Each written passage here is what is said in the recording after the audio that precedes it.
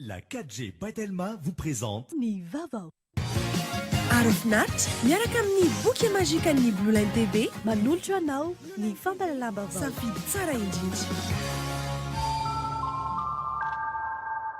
Professionnels du bâtiment ou particuliers, pour vos articles de bricolage et de construction, choisissez Batimax.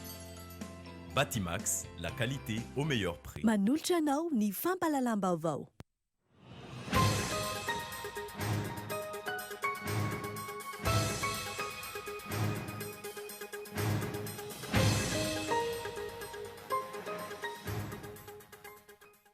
Mifarana androany amin'ny 12 alina ny fotoanan'ny fampelezan-kevitra aorianan'izay tsy azo atao intsony manentana ny olona hividy, tsy azo atao intsony ihany koa ny manao ireo t-shirt, kaskety, lambahoany sy ny maro hafa. Manoloana ny resabe amin'ny mety isin'ny fanaovana ordonnance ho an'ireo olona tsy voasoratra anatin'ny lisam-pividiana dia nilaza mazava ny filoha-hevitry ny seny androany fa tsy misy izany sady tsy marina. Araka ny fantantena teto amin'ny fampalalam-baovao ny Kolo TV ny fisian'ny sambo miodeo dia ao Manaravaratra ny farany herinandro lasa iny dia fantatra ankehitriny fa sambo efa nanondrana andramena tany amin'ny faritra Analanjorofo tamin'ny taonina 2014 ity sambo ity saingy novananarina fotsiny.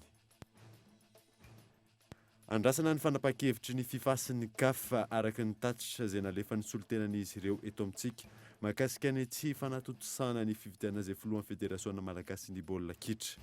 Mampaika-peo manoloana izany ireo mpankafy baolina kitra. Eo amin'ny maresaka iraisam-pirenena ho toto-tsaina rahampitso ny fividianana mi-mandat any États-Unis.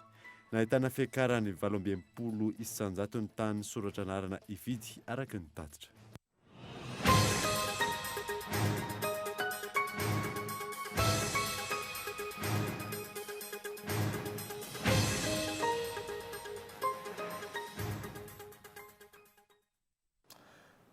Miaraba tompoko lasy tompoko avy miaraba ireo any amin'ny faritra izay manaraka ny vaovao Kolo TV amin'ny alalan'ny DSTV Antsirana sy TNTV Fianaratsoa. Ny anomboantsika ny vaovao amin'ny ity alina ity dia mifarana androany amin'ny 12 alina ny fotoanan'ny fampelezan-kevitra aorianan'izay tsy azo atao intsony manentana ny olona hividy, tsy azo atao intsony ihany koa ny manao ireo t-shirt, kaskety, lambahoany sy ny maro hafa. Gaëtan Andriatsilavo. Raha ny lalàna mifehy fifidianana loi organique 2018-008 mifarana androany amin'ny 12 alina ny fotoan'ny fampelezan-kevitra. Manomboka eo, tsy misy intsony ny fampelezan-kevitra, ny fampiasana fitaovana hanentanana olona hifidy ny atsy na ny eroa. Tsy azo atao intsony ny mitondra ireo t-shirt, kaskety, lambahoany sy ny maro hafa misy ny sarin'ireo kandida mandra-patapitry ny fifidianana. Tsy tokony hisy intsony ireo mandefa fanirany fampelezan-kevitra, esorina ireo petadrindrina ary tokony fanentana ny tsirairay avy. Ifarana amin'ny 12 alina ny fampelezan-kevitra manerana ny nosy koa miangavy antsika rehetra raha ny lalàna no arahana dia tokony tsy hanao ny akanjo volomboasary intsony tsika rehetra, tsy tokony hanao ny kaskety volomboasary intsony tsika rehetra, tsy tokony hanao an'ireny hira entsika manao fampelezan-kevitra ireny intsony tsika mba hanajantsika ny lalàna velona misy eto amin'ny firenena. Fa ny fanantenantsika nandritra izay iray volana izay dia niezaka vitantsika hampandresy ny kandida antsika. Rapitso talata zany tsika dia efa tsy mampiasa an'ireny fitaovana ireny intsony ary tsy tokony ho hita eny akoditra ny t-shirt, tsy tokony ho hita eny amin'ireny trano rehetra ireny ny afisy ka aoka tsika handray andraikitra amin'ny fanasorana tanteraka an'ireny fitaovana izay nampiasaina rehetra ireny. Dia mahatoky ny fahendren'ny vahoaka malagasy izay miaraka amin'ny président Andry Rajoelina fa hanaraka an'izany lalàna izany ary manentana ihany koa atsika hanara-maso tsara eny amin'ny biro-pifidianana tsirairay izay misy atsika eny. Araka ny andininy fa 9 amin'ny loi organique 2018-008 io hatrany, tsy azo atao ny mandefa na amin'inona na amin'inona fitaovan-tserasera na ankira na antsoratra izay rehetra mendrika fampelezan-kevitra. Efa misy ny fandamenana napetraka ahafana manara-maso izany, hoy ny préfet de police. Tokony arahana tsakany sy andavany ny lalàna ahafana miroso amin'ny fifidianana feno filaminana. Mandritra ny fifidianana kosa, voararany mitondra finday ao anaty trano fisainana. Ho fiarovana ny tsiambaratelo ny safidin'ny tsirairay no anton'izany. Amin'ity indray mitoraka teto izao, voarara ny fitondrana telefona ao anatin'ny trano fisainana, ao anatin'ny isoloir zany.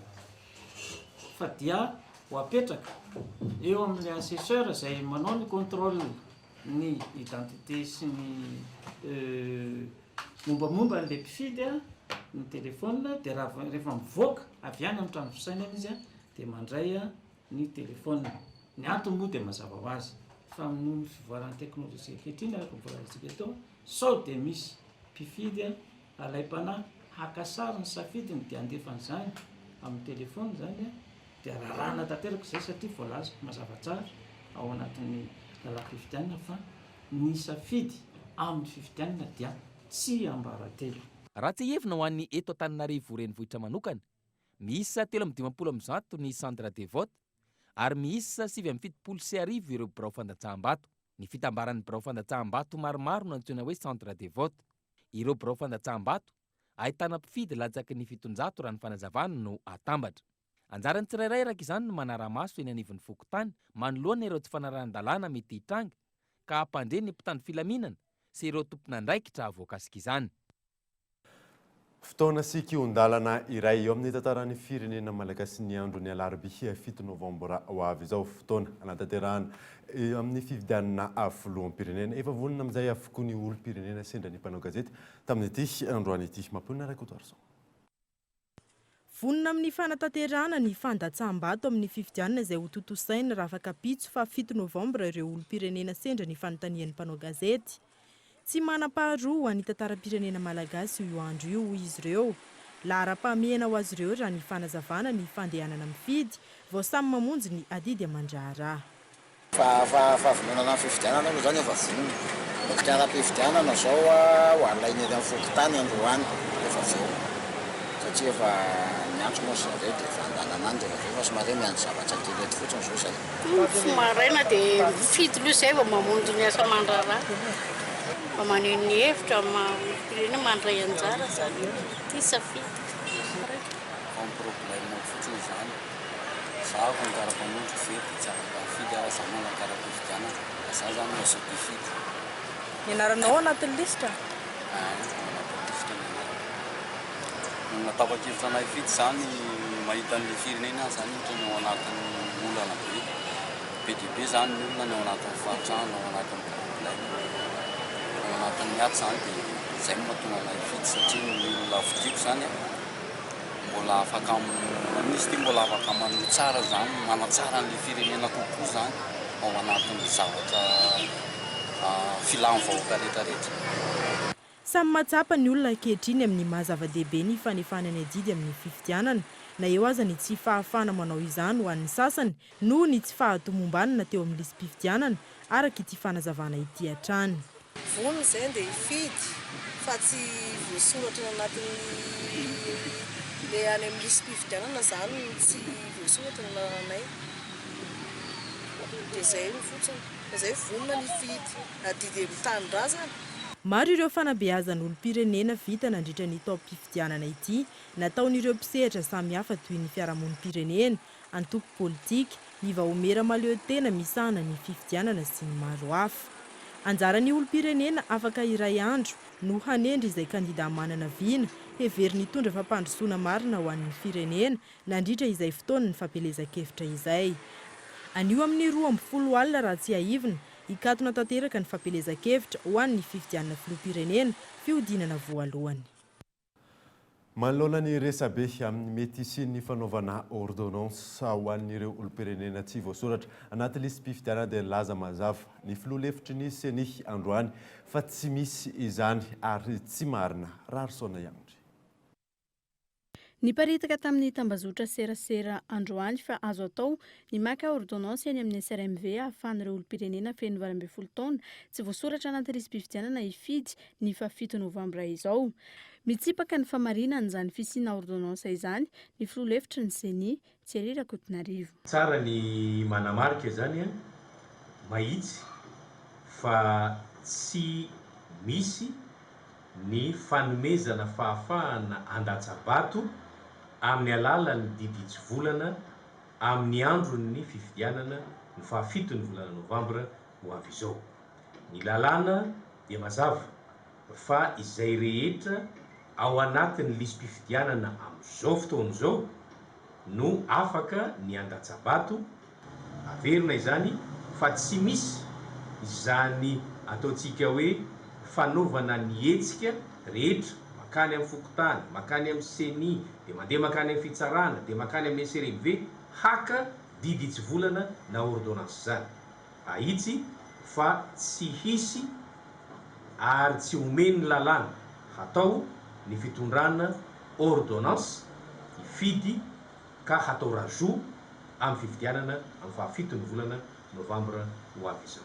Sokajin'olona 5 izay tany sainy ny filoha lefitry ny seni eo amban'ireo ihany no afaka mifidy anaty voasoratra na tsy misoratra anarana ao anatin'ny lisam-pifidianana ao amin'ilay birao izay andatsahany ny vato azy.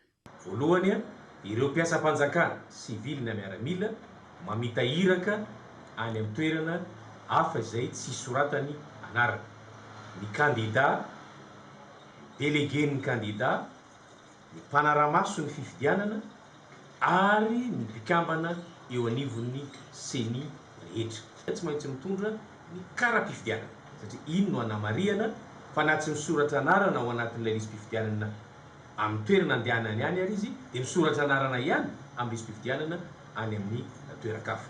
Mazava izany izao fa ireo izay tsy voasoratra anaty lisam-pifidianana eny anivon'ny birao-pifidianana dia tsy afaka hifidy amin'ny 7 novambra izao. Efa vonany birao fandatsaham-bato eny anivon'ny fokotany amin'izao fotoana izao ankilan'izay tsikaritra tamin'ity androany ity ny fiazakazan'ireo mponina nijery ny kara-pifidianana teny anivon'ny fokotany izay mampametitra mpanontaniana ny mpanara-baovao Gaëtan Andriatsilavo. Rehefa fotoana farany tahaka izao mazana vao taitra ny mponina maka ny kara-pifidianana eny anivon'ny fokotany. Araka izany, nahitana filarana avokoa ny akamaroan'ny fokotany teto Antananarivo renivohitra sy ny manodidina. Raha ny fakana kara-pifidianana eny anivon'ny fokotany no jerena, miakatra ny taham-pahavitrian'ny mponina andray anjara amin'ny fifidianana. Ho an'ny eto amin'ny fokotany Akazomanga Atsimo, ireo mifindra monina, ireo efa maty ka mbola voasoratra ao anaty lisitra sisa no tafajanona. Andramino fotoana nikondreo le komité amerenana ny karta zay tsy mbola voazara. Ary maro amreto karta zay eto ampelantanako reto mbola misy an'le maty. Tsy misy any koa le olona le mifindra monina. Dia za tsy midika hoe le mifindra monina tsy fidy fa raha misy mifindra monina zany ka mipetraka teto Akazomanga Atsimo dia tokony hiverina aty izy. 7 bureau de vote zay 7 fois 9. Raha tsy ampitomboina 700 olona efa maromaro ihany zay angamba ny apately efa sisany tsy mahazo an'ilay karatra. Nisy tamin'ireo fokotany teto Antananarivo renivohitra sy ny manodidina no nahitana olana amin'ny tsy nahateo ny sefy fokotany. Fihetsika izay nanaitra ny akamaroan'ny mponina ho an'ireo fokotany izay nahitana izany. Ao kosa nefa ireo nilamina noho ny fametrahana solitena nandray ireo mponina. Antony, nahazo baiko anara-maso ny fanomanana ireo birao fandatsaham-bato ny sefy fokotany. Ny birao fandatsaham-bato izay voalaza fa efa vonona na ara-pitaovana na ireo olona hikarakara izany. Satria ny membre bureau de vote mantsy dia tendren'ny fanjakana zany raha ohatra zay no ilazana azy. Ireo olon'ireo zany dia tena nakekezina mihitsy ary natoro atsipy mihitsy zao nataonareo zao natao mba tsy hisy zavatra diso eo amin'ny zavatra ataony satria manahira raha misy zavatra diso nataony mety sanatria mety hamono vato hoe sanatrivona. Ny zavatra rehetra hatreto zany dia efa vonona daholo amin'ny fomba fanatanterahana ny fifidianana ary dia amin'ny lafiny rehetra zany na araka olombelona na ara-pitaovana zany dia efa vonona Akazomanga Atsimo ny andray zany fifidianana zany ary inona fa olon-kendry zao ny malagasy mba hifidy arak'izay safidiny ao anatin'ny fahatoniana sy ny fahendrena. Efa vonona avokoa araka izany ny birao fandatsaham-bato hiatrehana ny fifidianana ny alarobia ho avy izao. Efa vonona ihany koa ny mpifidy ary tsikaritra tamin'ny fiavizakazahana aka ny kara-pifidianana teny anivon'ny fokotany izany. Na izany aza, tokony hametraka fomba fiasa mazava ny eny anivon'ny fokotany izay nahatana olana amin'izao ankatoky ny fifidianana izao. Efa fantatra ny zava-misy ainan'ny mponina. Efa fantatra ihany koa fa maro amin'izy ireo no fotoana farany tahaka izao vao taitra. Ka anjaran'ny fokotany no mandray fepetra manoloana izany ahafahan'ny rehetra mandray anjara amin'ny fifidianana. Zo sy adidi ny mifidy ary zava-dehibe ho an'ny firenena sy ny ho avy ny fandraisana anjara ny tsirairay avy. Vaovao ny fampelezan-kevitra dia nanohitra ny fampelezan-kevitra ny mpanohana ny kandida laharana 7 ambin'ny folo. isan'izany hitany amin'ny distrika ny avaran-drano sy atsimondrano tratrany tanjona resy lahatra amin'ny andro rajoelany mpifidy raha ny fanazavana azo eo ny nasay androany no andro farany anatanterana ny fampelezan-kevitra manerana ny Madagasikara namaraparana izay fampelezan-kevitra izay avokoa ireo mpanohana ny kandida laharana 720 andry rajoelina ho an'ny distrika ny avaradrano teny Antsofinondro no nanatanterana izany tonga teny an-toerana ny filohan'ny antoko malagasy miaramiainga Andriana Anarivelo Ajo nanomeny afatra ho an'ny vahoaka nanentana ny rehetra hifidy ihany koa fa indrindra anara-maso ireo dingana rehetra amin'izay fifidianana izay isin'ny mangarahara sotranareo nanomana an'ity faradoboka ny rahana tatia tapany vakatra avaradrano ity tonga eto izay miaraka amin'ny ben'ny tanàna navaradrano vitsivitsy rehetra misotranareo rehetrarehetra mpiaradia rehetrarehetra tatia varadrano misotra tamin'ny fahavitriana nampanao ny propaganda sy ny fampelezan-kevitra mitondra ny fisaorana avy amin'ny président Andry Rajoelina izay lasa any mpifaritra melakany fa isika ao anatin'ny komity fanohana ihany koa mila manara-maso tsara fizotra ny fifidianana ho fagnome vaovao ary indrindrandrindra manentana ny olona miaradia amintsika mba tonga hifidy satria ny fandatsaham-bato amin'ny fifidianana ny tena zava-dehibe ho an'ny fandraisena fa dia mamerina ny fisaorana antsika tsirairay avy amin'ny anaran'ny président Andry Rajoelina mamerina fisaorana nety namana be ny tanàna reto izay ny asa nandritran'izay fotoana fampelezan-kevitra izay nandresy lahatra ary mbola manohy mandresy lahatra amin'ny fampadaniana ny laharana numéro 10 dia sy tadidiny amin'ny larbi numéro 13 any Andry Rajoelina ankoatrany teto Antsofinondry avaradrano teo ihany koa ny lalao ara-panatanjahantena no karakarainy IRD teo amin'ny boriboritany fahadimy ankoatran'ny lalao nanentana ny rehetra ho sarom-piaro ary anara-maso ny safidiny ihany koa ny mpikarakara zava-dehibe dia zava-dehibe tokoa ny mandeha mifidy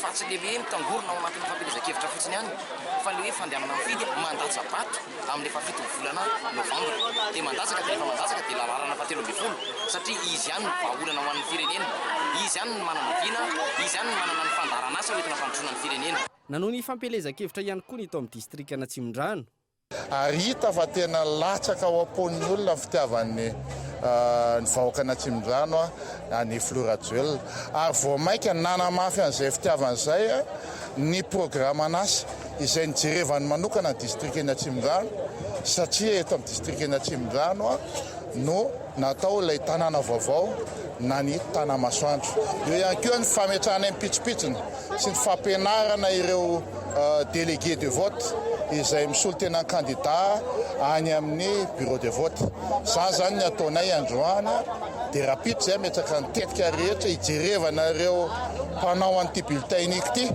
fa zay dia manana ekipa tena vonona anara-maso ao anatin'ny bureau de vote manodidina bureau de vote eny hatrany amin'ny lalana izay andehanan'ny olona andeha hifidy satria mireny no isan'ny tena anaovany ry mpividy vato zany ireo zavatra fanaony tsy mendrika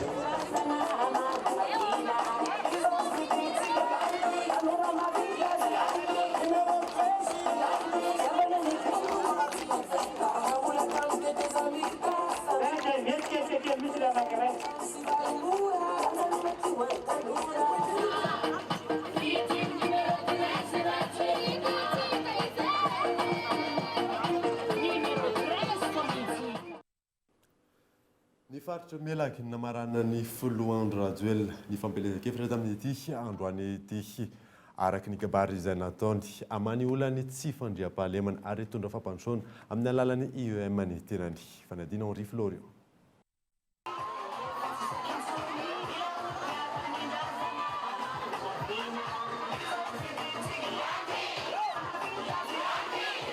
ny faritra melaky no namarana ny filohan'ny Rajoelina ny fampelezan-kevitra tamin'ity androany ity ny faritra melaky izay velony taraina amin'ny tsy fandriam-pahalemana manana olana goavana ary antony iaviany reto vahoaky maro eteto misy nahatsarovandreo tamin'ny teteza mita nanampy ny dinany melaky tsy mipody anao ary raha nisy faritry ny lamina teto Madagasikara ty faritry melaky ty voalohany tamin'izay ary misotra betsaka anao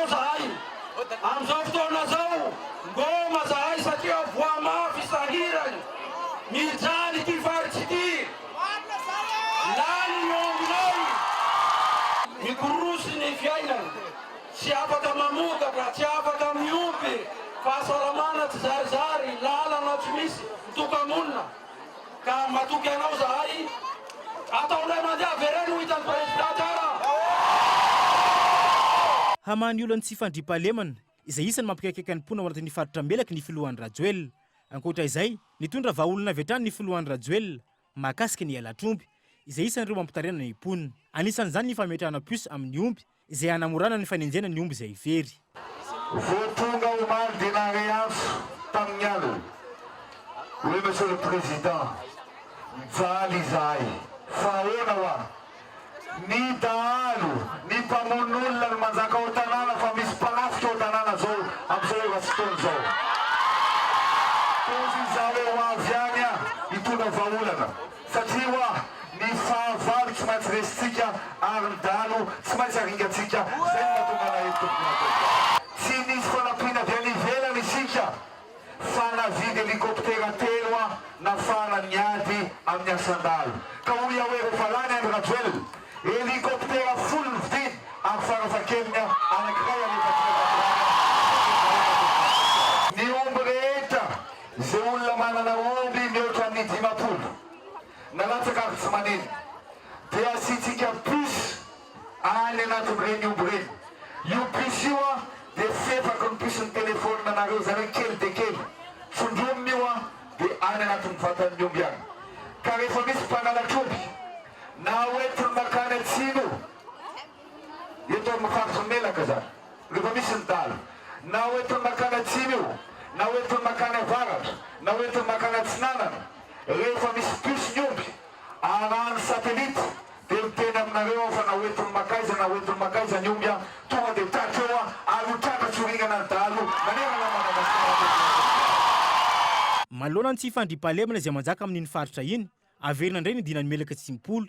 Eo ihany koa ny fametrahana régiment spécial sy ny fametrahana angidimby entina hiadina amin'ny tsy fandriam-pahalemana. Ankoatra izay, amboarina ihany koa ny lalana izay isany mampitarena ny mponina tetika asa izay hitondra asa ho an'ny tanora. Asiana fanatsarana ihany koa ny tontolo ny fahasalamam-bahoaka. Tsy maintsy atao mandro fahalemana aty melaka sy eto Maintirano. Zao no ataontsika voalan'ny filoha dia zao asiko régiment spécial na force d'intervention spéciale miaraka amin'ny 4x4 afaka mandeha anaty rano afaka mandeha anaty telemota eto anaty rano tokoa ka hoy aho hoe zaza rehetra latsaka ny 5 taona dia omena fanafody maina ipona mba ho vitsy ny zaza maty agatomboka ty anaty rano zone dina zone vétérano ataoko anao Maintirano ny hôpitaly eto Maintirano mba hafanareo mitsabo tena araka ny tokony ho izy dia ovantsitsika fitaovana manara-penitra ary atao manara-penitra ny hôpitaly eto Maintirano tokoa za dia mba nanao tetikasa anankiray dia ny hoe ny région rehetrarehetra eto Madagasikara dia ametrahana fitaovana toy ny tractopelle, ny pelle, ny bulle ka zao aty amin'ny faritry melaka no asiana fitaovana voalohany ary manamboatra sy tongy na namboatra ny lalana mba ty amin'ny faritry melaka rehetrarehetra. Nanao velirano ho an'ny vahoaka amin'ny faritra melaka araka izany ny filohan'ny Rajoelina hitondra fampandrosoana eo amin'ny lafin'ny tsena izay atao manara-penitra indrindra fa ny fametrahana ny fandriam-pahalemana any amin'iny faritra iny mba entina hampandrosoana ny faritra.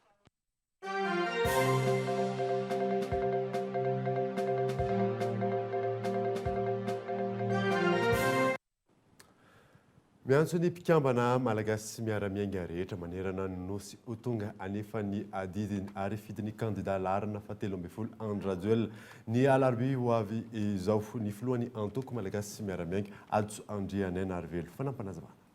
Ny farana androany ny fampelezan-kevitra amin'ny fifidianana filoham-pirenena misaotra ny malagasy iray manontolo ny tenany amin'ny fahamendrena sy ny fahendrena izay naseho nandritra ny fampelezan-kevitra ity. Eto dia manao antsoavo amin'ireo rahalahy anabavy ary mpikambana malagasy miara-miainga manerana ny Madagasikara tonga zao ny fotoana ahafahantsika maneho ny hevitra ary indrindra maneho ny safidy amin'ny ametrahana ny vinam-piarahamonina izay napetraky ny antokontsika miantso antsika aho adasaka ny vatony Antony Irina Rajoelina larina fahatelo amby folo satria izy irery ihany no vonona ny fanometanana tamintsika ary anatanteraka ilay vinam-piarahamonina amin'izay manolo lala mahitsy mamindray.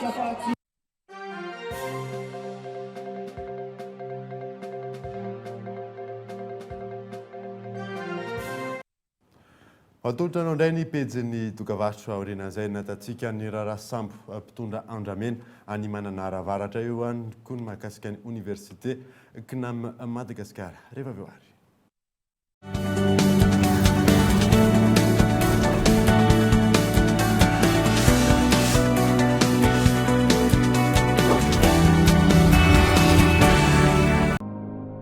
Je suis bien, mon argent est sécurisé.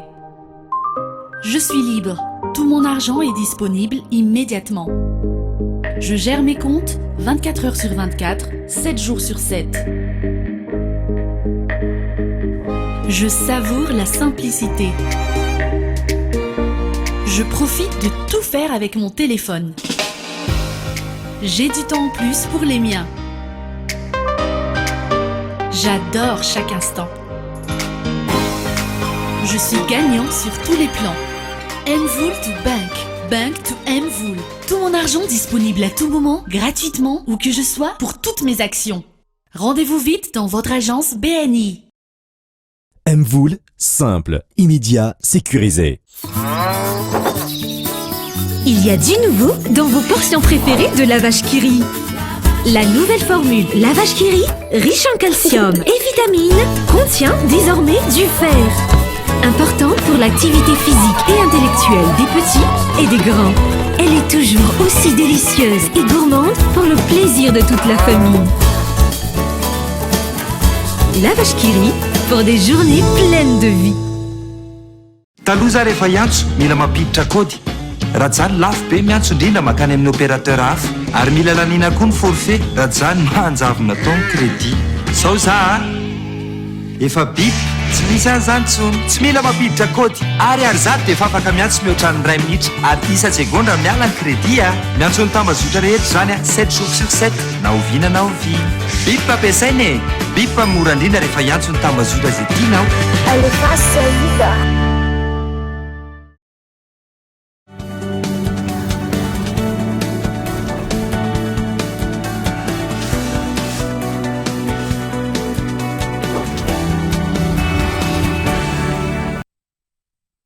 Veneto amin'ny fampahalalam-baovao isika fananizatsika ny vaovao dia mangina tanteraka tsy tonina ao anatin'ny fotoam-pivoriana ny eny amin'ny anteny merapirenena eny Tsimbazaza ny fampelezan-kevitra sy ny fampataniana ireo kandida hatreton'ny mahamay an'ireo solombavamboaka fizora faly.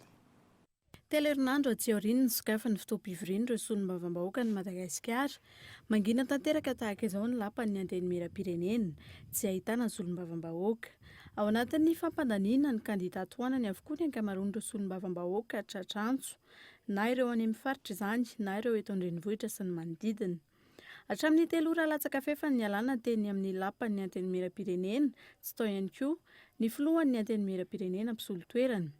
Ny 3 oktobra lasa teo no voatitra teny anivony ity androm-panjakana ity ny volavolan-dalàna mifehy ny teti-bolam-panjakana 2024. Tsy misy resaka hatramin'ny androany ny mikasika izany manoloana ny tsy fahatongavana ireo solombavambahoaka mivory. Mampametra-panontaniana ny mpanara-baovao ihany koa ny hoe politika mpanjakana ankapobeny na PGE avy aiza no arahana sy andalo eny anivon'ny parlemanta. Ny iraka sanin'ny governemanta Tsia Christian ankilany izay mijanona eo amin'ny fanomanana ny fifidianana amin'ity taona ity. Raha ny fanazavana voaray tamin'ny mpisehatra samihafa ihany koa, tokony nakisaka tsy hifanojo amin'ny fotoana hanatanterahana ny fifidianana ny fivoriana ara-potoana faharoa dia ny Tsimbazaza. Ity fivoriana ara-potoana faharoa ity izay anokanana mpahampotoana betsaka amin'ny fandiniana sy fandaniana lalàna mifehy ny teti-bolam-panjakana 2024. Raha ny vinavina teo amin'ny famolavolana ny lalàna mifehy ny teti-bolam-panjakana na ny lettre de cadrage de la loi de finance taona 2024 Manodidina ny 9 lavitrisy ariary ny teti-bola ao ampiasaina ny taona ho avy. Nahitana fiakarana 5,5 isanjato io teti-bola io, oharina amin'ny teti-bola voaomana ho ampiasaina amin'ity taona 2024 ity. Iakatra 5,0 sy 900 lavitrisy ariary ny fampiasam-bola amin'ny lafiny sosialy raha ity vinavina ity hatrany, raha toa ka 4,30 sy 700 lavitrisy ariary zany ho an'ny taona 2024. Izany hoe nahitana fiakarana 2,7 isanjato. Ankilany anefa na tsy tonga nanatrika ny fivoriana sy manao ny asa anakaraman'ny vahoaka azy ireo aza ny solombavam-bahoaka, mitomboka hatrany ny karama sy ny tambin-karaman'izy ireo. Ny solombavam-bahoaka iray izay mandray manodidina ny 2,5 tapitrisy ariary ivelan'ny fotoam-pivoriana, 3,5 tapitrisy ariary kosa izany ao anatin'ny fotoam-pivoriana. Mitombo arakaraka ny andraikitra sahany eo anivon'ny antenimieram-pirenena io vola io. Ny didi-pitondrana larana 4,2 tsipika 7,50 raha tsy ahivona no mamaritra ny karama sy ireo tambin-karama samihafa sy trano solombavam-bahoaka eo anivon'ny antenimieram-pirenena. Lavy-mavao hafa kosa indray dia isan'ireo dossier mafana efa nentina taminao teto amin'ny Cool TV FM nazahoan'ny marika Ravalomanana ny tranon'ny FJKM etsy Faravohatra ankoatry ny vidiny izay ambany dia ambany dia mbola nisy tany sy tranom-panjakana nataon'ny filoha teo aloha marika Ravalomanana ho tamin'ity trano vakoka ety fanandeha. Ho toy ny vaovao momba ilay tranon'ny FJKM ny Faravohatra izay lova vakoka nidiran'ny finoana protestanta teto Madagasikara 200 taona lasa izay. Mitondra ny anarana Artilay dia fantatra ankehitriny fa ankoatra ny vidiny nividianana azy ambany dia ambany tamin'ny volana Jona taona 2024 dia mbola nisy tany mpanjakana teny Soanerana nataon'ny filoham-pirenena tamin'izany fotoana izany. Ravalomanana marika ho tambiny fahazony ity tranon'ny FJKM ny Faravohatra ity izay nisy ny radio fahazavana onjam-peo ny FJKM. Ilay trano mpanjakana teny Soanerana ity dia nomena ny FJKM tamin'izany fotoana izany hamindrana ny radio fahazavana. Tsy izay anefa no nampiasany birao foibe mpiandraikitra ny FJKM ity tany sy tranom-panjakana eny Soanerana ity fa nampanofainy tamin'ny teratany vahiny. Antony izay nahatonga ny mpitondra tamin'ny teteza-mita nanafoana ity fanomezana nataon'ny filoha teo aloha Ravalomanana marika ity.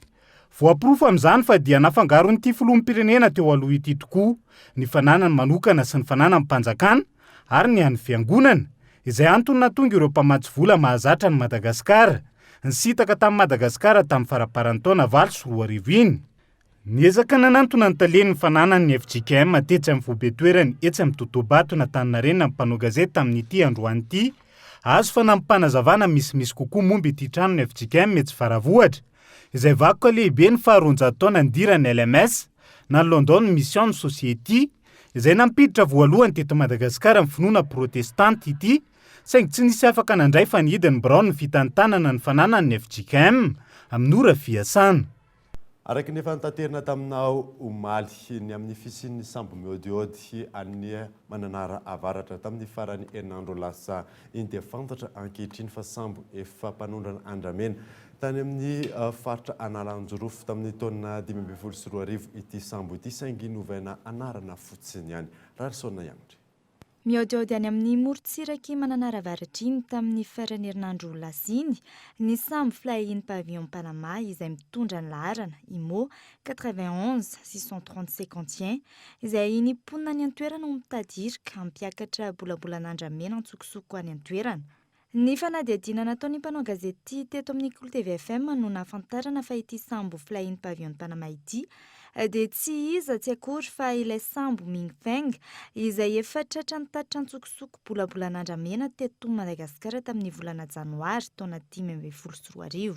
Raha ny vaovao ray hatrany dia efa nampandrenesina ny fisian'ity sambo miodiody any Mananara avaratra ity ny filohan'ny faritra Analanjorofo. Ny lehiben'ny distrika ny antoerana eny hatramin'ny OMC saingy hatramin'izao dia mbola tsy nisy ny fepetra-ndraisina amin'ity sambo mampiayay sy efa nitatitra antsokosoko bolabolan'andramena ny Madagasikara ity. Misy ve ny tsindry any ho any. Ny mampanay ny mponina ny antoerana sy ny mpanara-baovao amin'ity raharaha ity dia ny fiheverana fa misy manam-pahefana lehibe eto Madagasikara miray tsokombakomba amin'ity sambo ity mahatonga mbola mahasamverina aty Madagasikara ity sambo ity.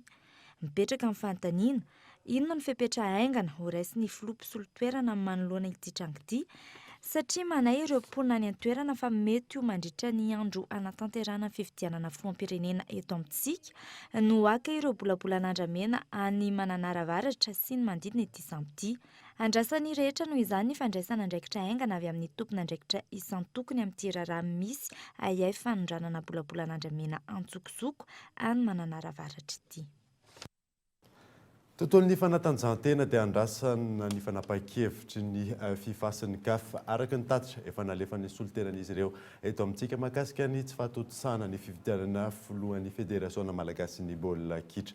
Mampaikapeo ireo mpankafy baolina kitra manoloana izany fizora faly.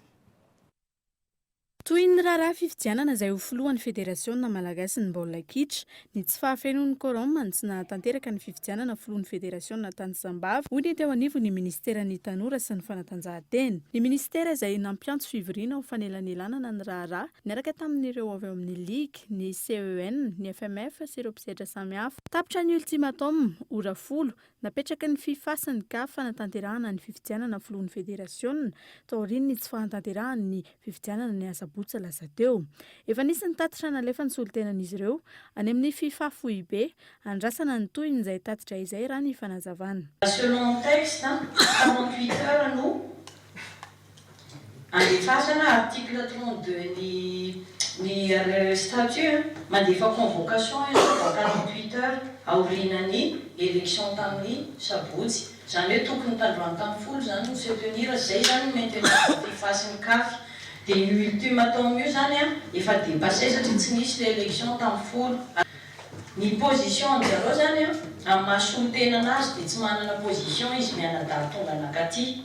Fa tsy maintsy mitaratasy ny FIFA zay alefa ny FIFA avy any no mampahafantatra antsika ny inona na inona ny position ny FIFA sy ny CAF vis-à-vis an'izao zavatra misy zao. Tsy miteny amintsika izy hoe azo atao na ataovy l'élection fa libre zany atsika aty Madagasikara manapa-kevitra amin'izay zavatra zay saingy zareo manana ny aviany par rapport amin'izay zavatra misy ao na ho cautionné na tsy ho cautionné le élection zany.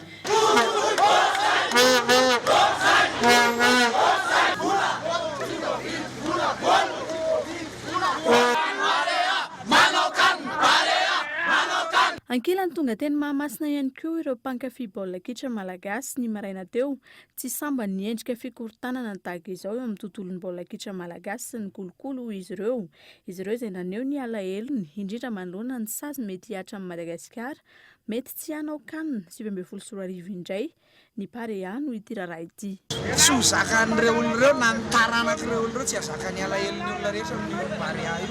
Zao fotsy ny teninay androany zareo ivory dia ataovy izay ahavitany fifidianana io dia aza ataonareo izay asakana amin'ny Parea tsy hanao kanina. 10 taona ny andrasanay an'io kanina io tsy olona 20 tompoko ny anakana an'io kanina tsy ho avy fa raha ohatra hoe hogafianareo sy ataonareo kolokolo io dia anjaranareo ny anareo. Tsy mbola voalohany kosa aloha tao anatin'ny fitantanana amin'ny baolina kitra no misy sinanabe dia izahay ireo zany nifampiresaka tamin'ny Facebook, fampiresaka tamin'ny radio, tamin'ny maraina dia hoe andaotsika mba haneho ny alahelontsika dia mba tonga izay malahelo. Taorian'ny fivoriana ny tanterahana androany, aorian'ny fifidianana filoham-pirenena no tapaka fa anatanterahana ny fifidianana filohan'ny federasiona malagasy ny baolina kitra tsy mbola voafaritra mazava hatreto izay fotoana izay mampitaina amin'ny fotoana manaraka araka ny fanambarana navoaka ny federasiona malagasy misahana ny baolina kitra na ny FMF. Andrasana ihany koa ny vokatry ny tatitra nalefa ny iraky ny CAF sy ny FMF any ny foben'izy ireo. Tontolon'ny fampianarana kosa indray dia tsy tsahatra ny ambivelatry ny sehatry ny fampianarana ambony sy ny fampananana asa eto Madagasikara. Ny Université Knama Madagasikara nisongadana nandrindra ny forum des métiers sur les numériques tao Fianaratsoa ny farany herinandro teo ny fifanarana teo amin'ny Knama Madagasikara sy ny Université ny Fianaratsoa. Ivrichard. Miezaka ny manantona ny mpianatra sy ny mpiasa tia andrato fianarana ambony sy ampitombo fahalalana ahafahana mivelatra eo amin'ny sehatry ny asa. Ny Knama Madagasikara nivoatra nandritra ny forum des métiers sur les numériques tao Fianaratsoa ny farany herinandro teo fa nomboka amin'ity taonim-pampianarana ity ny fifanarahan'ny-piara-miasa eo amin'ny Knama Madagasikara sy ny Université ny Fianaratsoa momba ny fametrahana ny ratsan'ny Knama any an-toerana ankoatra ny famoahana diplôma frantsay isan'ny université sangany ary tsy mena amita amin'ny université hafa indrindra eo amin'ny kalitao ny fampianarana nilanjany diplôma eo amin'ny tsenany asa sy ny maro hafa ny KNAM Madagasikara raha ny fanazavana. Tsy afaka miasa, tsy afaka mahazo diplôma mpianatra ao amin'ny KNAM izay mianatra ao raha tsy miasa, raha tsy manana expérience professionnelle. Zay expérience professionnelle zay voasongadiny teo inona avy zany zavatra nataony zany. Ho an'ny olona zay efa miasa, tsy nianatra nefa na dia tsy manana bakarana dia azony atao ny mianatra ao amin'ny KNAM. Ambaratonga anankiroa nanaovana azy, ny anankiray le validation des acquis de l'expérience dia ny anankiray misy transition atao anatin'le izy ahafahana mivalide an'izay. Ho fanomezana fahafampony mpianatra ny KNAM Madagasikara, maro ihany koa ny fifanarahan'ny-piara-miasa ny KNAM Madagasikara amin'ny Ministera ny Fampianarana ambony sy ny fikarohana siantifika, indrindra amin'ny fanohanana ny pôle job and stage na ny sehatra ampiroboroboana ny fizarana asa sy ny fampananana asa, indrindra ho an'ny tanora raha ny fanazavana. Fantatsika fa amin'ity forum ity misy 10 ny recrutement ataony. Ao anatin'izay zany le hoe raha ianareo no namaly an'ilay izy dia tonga ianareo dia tafiditra asa. Tsy vitan'izay ny pôle stage and job fa misy stage. Ny stage araky ny fantaritsika sy ny henotsika teo dia mila manana stage, mila manana traikefa, mila manana expérience nareo vao alainy recruter ny DRH, recruter ny mpampiasa anankiray. Ao anatin'izay zany le recrutement, inona fombafomba ataonareo amina recrutement, ahoana fomba resahanao amina recruteur. Mpianatra Anarivony arak'izany no resy lahatra tamin'ny tolotra sy ny fampianarana nomeny KNAM Madagasikara nandritra ny 2 andro nanatanterahana ny forum des métiers sur le numérique. Tsy ho an'ny mpianatra fotsiny ihany, afaka ny ampitombo fahalalana eo amin'ny KNAM avokoa ny rehetra raha ny fanazavana. KNAM zany zao anisany ahitana ary mahavoavaly bebe kokoa ny filana mikasika an'izany fampianarana gestion zany. Raha ny resaka eto ho an'ny olona efa manana zavatra atao nefa te hiverina handalina fampianarana. Mampiavaka anazy aloha zany voalohany hoe diplôme français dia faharoa manaraka an'izay izy atao en ligne, tsy manelingelina anao ohatra hoe misy zavatra hafa ataonao mbola afaka hidirany rehetra fa tsy natao an'olona ohatra hoe citoyen français. Tsy agnavakavana hoe mbola manam-bola fa matoa izy mbola natao mirary zany hoe dia natokana ho an'ny rehetra mba ahafahanao mampitombo fahaizana. Fanatsarana izay sehatra ny fampianarana eto Madagasikara izay, niaran'ny farimbona tamin'ny fikarakarana ny forum des métiers sur le numérique no tanterahana atao amin'ny kianjan'ny serasera ny Université Andrainjato tao Fianarantsoa ny 2 ny volana teo ny KNAM Madagasikara. Ankoatra ny fampahafantarana ny KNAM tamin'ny alalan'ny rotrano eva maro, fa tsy mpianarana misa 3 mitetina tapitrisany maro no natolotry ny KNAM ho an'ireo mpianatra nandresy nandritra ny fifananana mamokatra logiciel momba ny cybersécurité sy ny développement des applications. Tafiditra ao anatin'ireo lalam-piofanana natolotry ny KNAM Madagasikara rahateo ny informatique, ny gestion ny fitantanana, ny BTP sy ny maro hafa. Maresaka iraisam-pirenena kosa indray dia totsaina rahampitso ny fifidianana mi-mandat any États-Unis nahitana fiakarana 80 isanjato ny tany soratra anarana ifidy araky ny tatitra avoray fanidina amin'izany France 24. Samy efa vonona na ny filoham-pirenena Amerikana teo aloha Barack Obama na ny filoha Donald Trump manoloana ny fiatrehana ny fifidianana mi-mandat tontsaina ny États-Unis rapitso. Tsy izy ireo ihany anefa tsy katra ny fahazotoany vahoaka ifidy araka ny antotanisa maherin'ny 730 tapitrisa no soratra anarana izany hoe tampiakarana 80 isanjato raha oharina tamin'ny fifidianana ny taona 2024. Miamafy manao an'izany ny fandresen-dahatra ataon-drotonta ho an'i Donald Trump mikasika ny mpitsoponena nantsokosoko sy ny fameloana azy ireo no entiny handresen-dahatra raha toka mikasika ny fahantrana sy ny politika ny fahasalamana ny any Barack Obama. Ahafantarana ny maro anisa ao amin'ny Kongresy Amerikana anatin'ny roa taona ity fifidianana mi-mandat ity. Raha mpitso ihany koa no ahafantarana voalohany ny fandraisana sy fahitany vahoaka ny antoerana any filoha Donald Trump. Dia iny maresaka iraisam-pirenena manakatana vaovao tamin'ity alina ity ankasitrana ianao nanaraka izany. Soa fa tsara atao.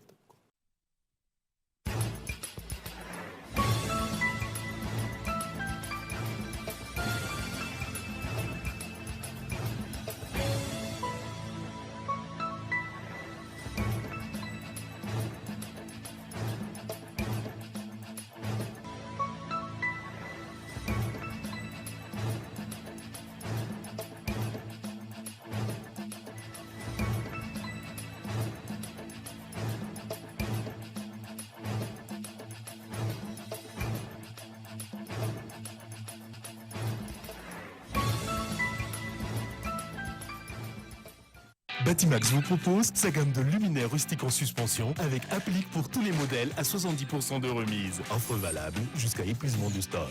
Alors, n'attendez pas. Batimax, la qualité au meilleur prix. Nanolotra teo ny fampalalam-baovao.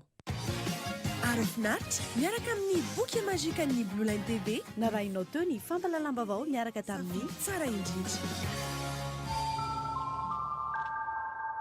La 4G by Telma vous a présenté Ni Vavao.